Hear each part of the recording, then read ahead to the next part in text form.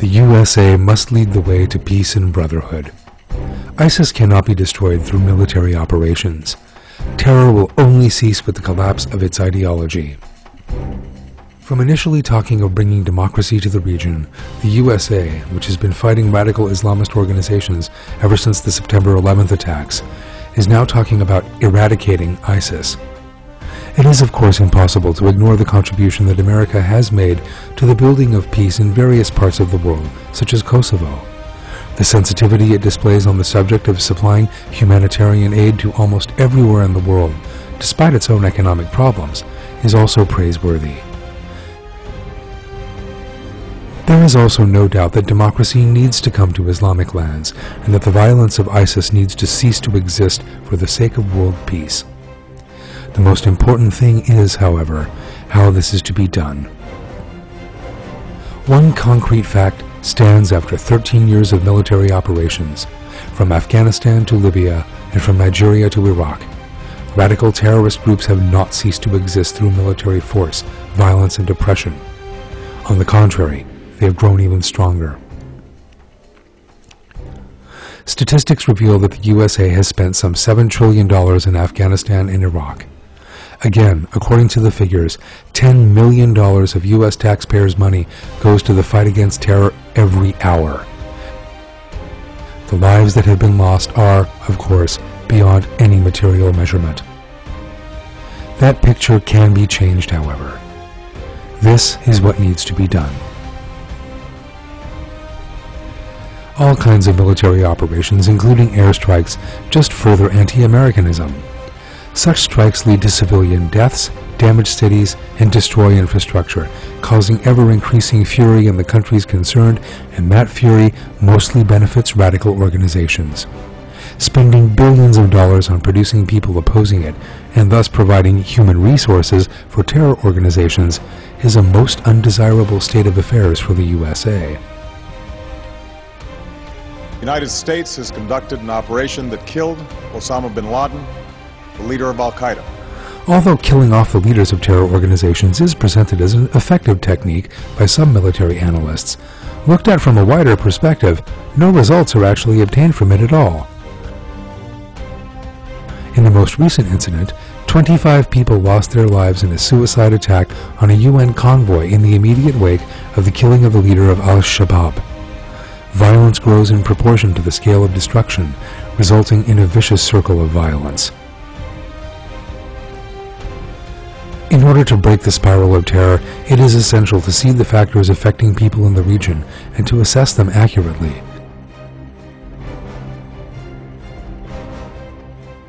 The most influential of these factors is, without doubt, Islam. President Obama's emphasizing that ISIS is not representative of Islam is a most valuable and important step.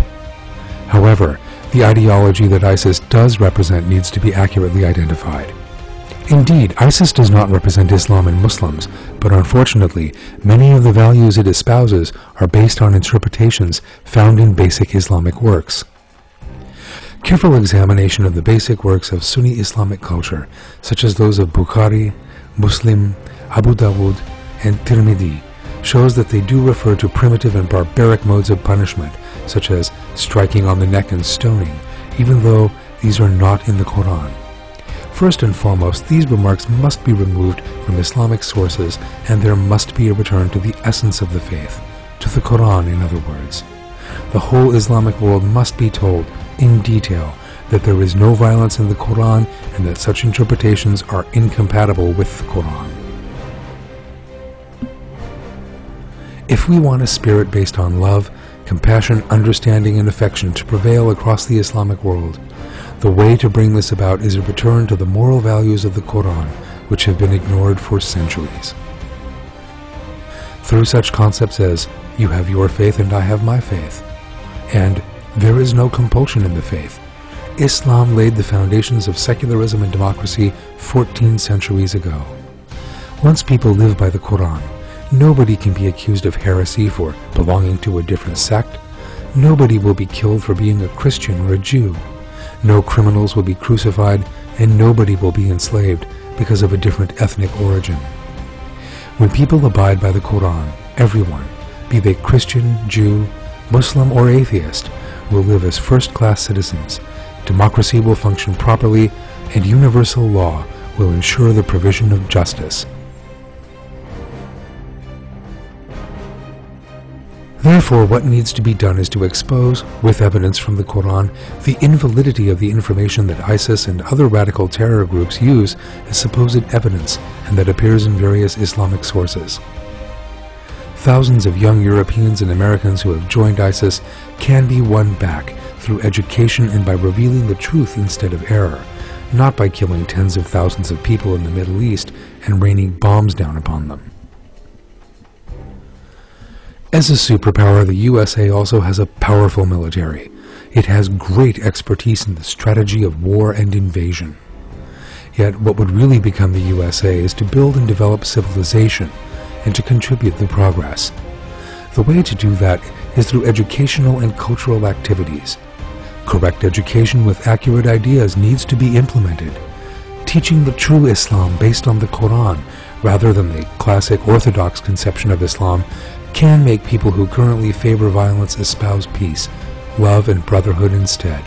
This would be far more economical than spending trillions of dollars on weaponry and later spending billions more on humanitarian aid, and it is a method that will produce guaranteed results.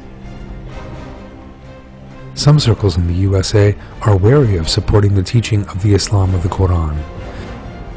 One of the reasons for that caution is the false idea that it is wrong for America to teach Muslims about Islam. The USA should certainly not impose any particular idea or insist upon any particular opinion on Muslims. What the USA needs to do is to support cultural activities intended to teach and spread the Islam of the Quran. It would be a very good idea for Muslim countries to be included in the coalition to be set up against ISIS. However, it must not be forgotten that a harsh and radical concept of Islam, similar to that of ISIS, also prevails in many of the countries in that coalition. Beheadings as capital punishment and carried out in those countries, women are treated as second-class citizens and freedom of thought and expression is routinely trampled underfoot.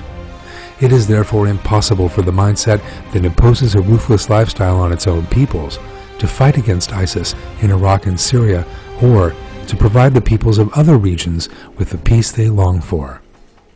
Surely there are reasonable, rational, and modern leaders in Iran, Iraq, Saudi Arabia, and other Gulf countries. However, most of the time, these people are forced to give in to the demands of the fundamentalists living in those lands. For this reason, it is paramount that these leaders are supported and made stronger. If the USA is to forge an alliance, it must be with Muslims of the Quran, and it must develop common strategies with them. What the Middle East, with its hundreds of sects, beliefs, and ethnicities needs, is not new microstates in perpetual conflict with one another, but a union, such as the European Union, and a spirit of alliance.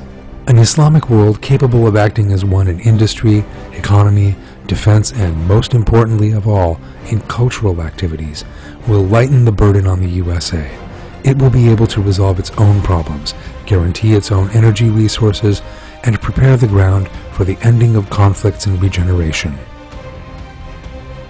Implementation of the solutions summarized in this film is essential, not just for the Middle East, but for world peace.